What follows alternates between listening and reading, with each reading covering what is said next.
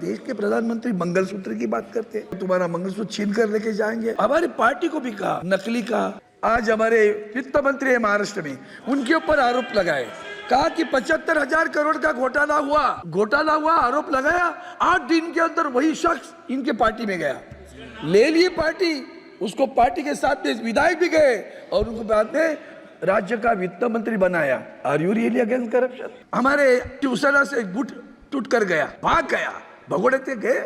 Election commissioner गुलाम है, सत्ता पक्ष का गुलाम है।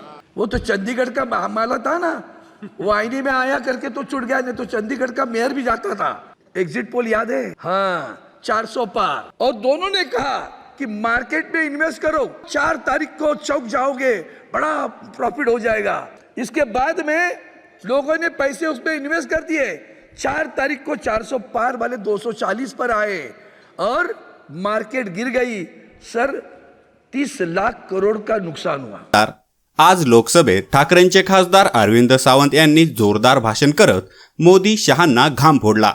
आमचे पंतप्रधान मंगळसूत्रावर बोलतात, हे या पंतप्रधानाला शोभतं का? ज्याच्यावर भ्रष्टाचाराचे आरोप करतात मोदी त्यांना आपल्याच पक्षात घेतात। ठाकरेंना नकली संतान मानतात, पण याच ठाकरेंनी लोकसभेला यांची लायकी दाखवली। इलेक्शन कमिशनला मोदींनी गुलाम करून ठेवलं, असं म्हणत अरविंद सावंत यांनी मोदी शहावर जोरदार हल्लाबोल केला। अंतर्मन में सोच रहा था कि सही में चुनाव कैसे हुआ, और जो गिरावट हमारे प्रचार में आई थी वो देखकर बहुत सदमा होता था, दुख होता था। खास करके आदरणीय प्रधानमंत्री जी के पद पर रहे हुए व्यक्ति की जब विचार प्रकट होते थे तो बुरा लगता था।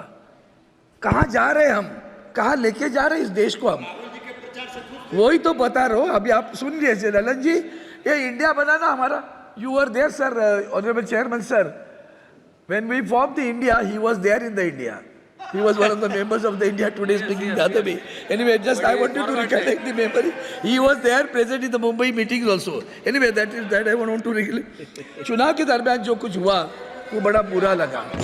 हमने पूरे देश में एक नफरत पैदा करने की कोशिश की, हमने ध्रुवीकरण करना चाहा, और वो ध्रुवीकरण धर्म के विषय पर हो रहा था। हम भी हिंदू हैं, हमें गर्व है हिंदू होने का, लेकिन ये मतलब नहीं कि हम दूसरे की घृणा करें। और हम घृणा फैलाकर दीवारें खड़ी कर रहे थे, और दीवारें खड़े करने के लिए जो भाषा का प्रयोग हो रहा था वो इतना गिरा था कि बहुत दर्द हो रहा था कि देश के प्रधानमंत्री मंगलसूत्र की बात करते, देश के प्रधानमंत्री बोलते जिसके पास ज़्यादा जनता लोग हैं वो तुम्हारा मंगलसूत्र छीन कर लेके जाएंगे। हमारी पार्टी को भी कहा, नकली कहा। हमारे आदरणीय उद्धव जी ठाकरे साहब पर भी लांछन लगाए, लेकिन एक हमारे उद्धव जी ठाकरे साहब जिस ढंग से डट के खड़े रहे, और हमारे शरद पवार साहब हो, हमारे कांग्रेस के राहुल गांधी जी हो, सोनिया गांधी, ये सब मिलकर इंडिया बनाई। आप भी उसमें हैं, हमें बहुत खुशी है। हम संविधान की सुरक्षा के लिए खड़े हुए, हम जनतंत्र की सुरक्षा के लिए खड़े हुए, और उसकी बात जब करते हैं तो आदरणीय स्पीकर साहब ने जब भाषण किया, मुझे बहुत मतलब दर्द हुआ कि इतना अच्छा माहौल पैदा हुआ था। आदरणीय राहुल गांधी जी विपक्ष के नेता बनकर वहाँ आए, उनको लेकर साथ में आदरणीय प्रधानमंत्री जी लेकर माननीय अध्यक्ष जी को वहाँ विराजमान कर दिया, और उसके बाद में भाषण करते समय वो 1975 में क्या हुआ बताने लगे। 50 साल की आप जख्म को खोलते हो, खरोचते हो तो खून ही निकल आता है। हम क्या चाहते हैं, क्या बताना चाहते हैं?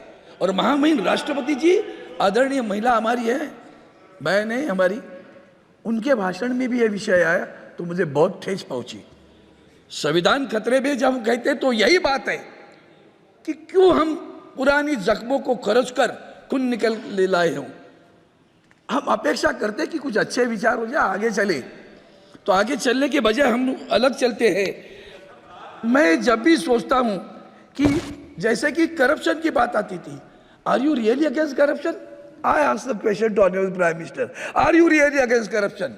The way you have formed the government in Maharashtra, are you really against corruption? The charges have been made, the charges किसने आरोप लगाए सर?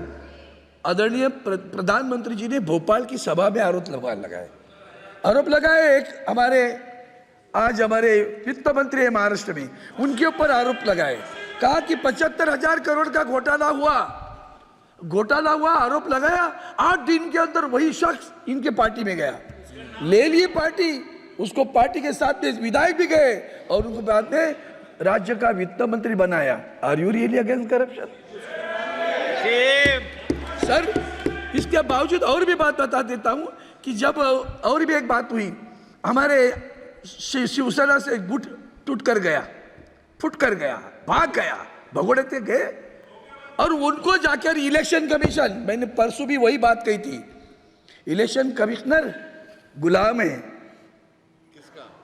गुलाम है, सत्ता पक्ष का गुलाम है। बुरा लगता है कहने में sir, one has to be, ये सारी संस्थाएं, वो ईडी हो, सीबीआई हो, इनकम टैक्स हो, सारी संस्थाएं गुलाम पकड़े पर रखी है। तभी तो इन्होंने जब हम 146 को सस्पेंड किया, उसमें कानून पास कर दिया। क्या कानून पास कर दिया? इलेक्शन कमिश्नर को चुनने के लिए एक समिति बनती थी, उस समिति में आदरणीय प्रधानमंत्री रहते, उस समिति और कौन रहेगा? उस समिति में इस देश के सर्वोच्च न्यायालय के सरन्यायाधीश थे, chief justice of India was there in the committee. इन्होंने लॉ पास किया नया, उसमें चीफ जस्टिस ऑफ इंडिया को ही निकाल दिया। और क्या किया? प्रधानमंत्री will be there and another minister will be there. Who is that? He will be nominated by the prime minister. वो भी उसको डेजिग्नेट है क्या, कौन सा मंत्री रहेगा, उसको नॉमिनेट करने का प्रधानमंत्री, नॉमिनेट जिसको नियुक्त करेंगे वो मंत्री रहेगा, और एक विपक्ष का 2:1।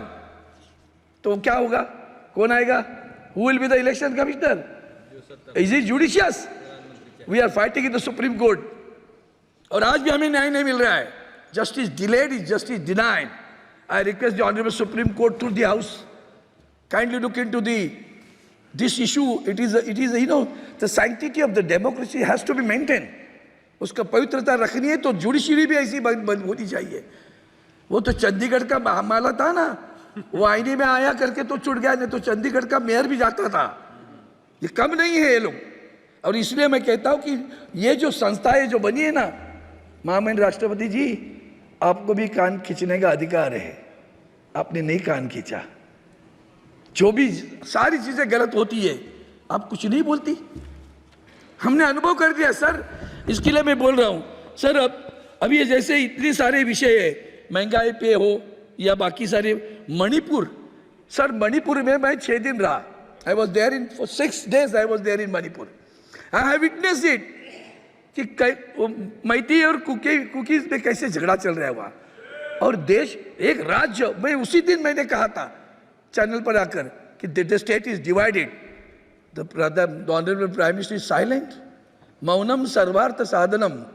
व्हाट अ मौन, ये मौन अच्छा है देश के लिए? बहुत दर्द होता है सर। और जो अगर आपने वीडियो क्लिप देखी होगी ना, ये देश को कलंकित, सिर्फ वहाँ दंगा नहीं है सर, वहाँ जिस तरह से कि हमारी बहन के साथ अत्याचार हुए हैं ना, वो देश को कलंकित करने वाले अत्याचार है, ये लांछन है इस देश को।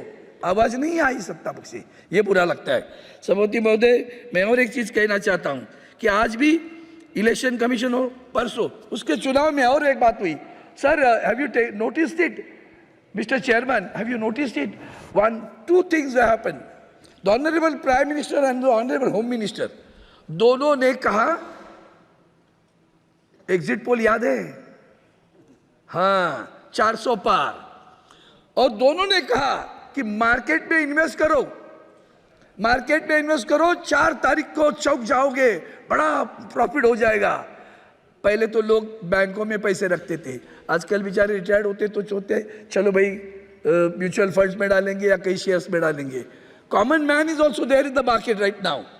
और इन्होंने कहने के बाद 400 पार, एक ही इंसान ने पहला नारा लगाया हमारे देश में, वो है उद्धव जी ठाकरे साहब ने। उन्होंने कहा 400 पार नहीं, अब की बार भाजपा तड़ी पार।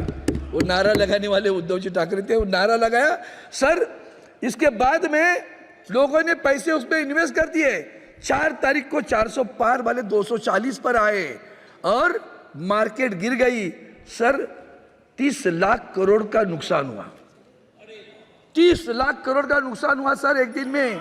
हम सेबी के पास गए थे, हमारे साथ तृणमूल कांग्रेस के नेता थे, हम उनके साथ में गए, सेबी को मैंने कहा कि इसकी इंक्वायरी होनी चाहिए, आज भी उसकी बात नहीं हो रही है।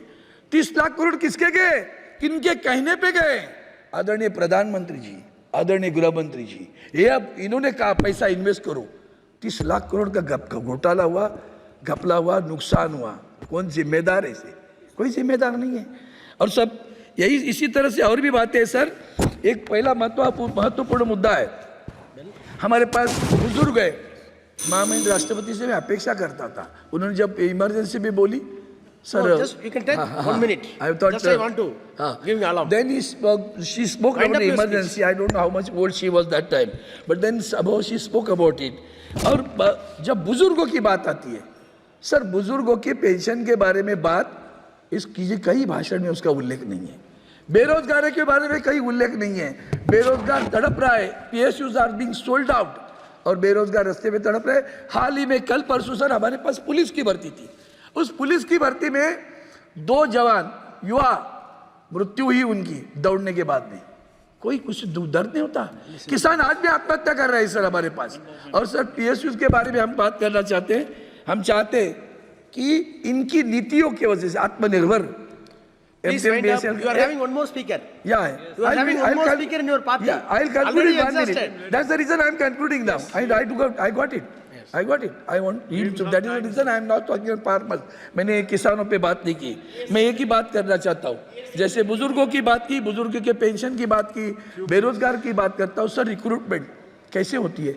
अभी तो नीट का विषय आया ही है, सारी परीक्षाओं क्या है? आपने कभी स्टाफ सिलेक्शन कमीशन का सोचा है?